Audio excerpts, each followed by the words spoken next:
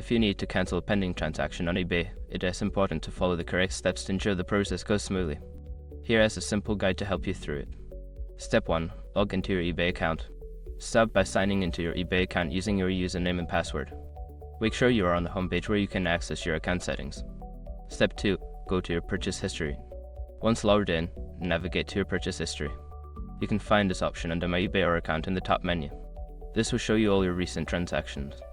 Step 3. Find the pending transaction. Scroll through your purchase history to locate the transaction you wish to cancel. Look for any items marked as pending or awaiting payment. Step 4. Select the transaction. Click on the transaction to view its details. This will bring up more information about the item, including the seller's information and the status of the transaction. Step 5. Initiate the cancellation.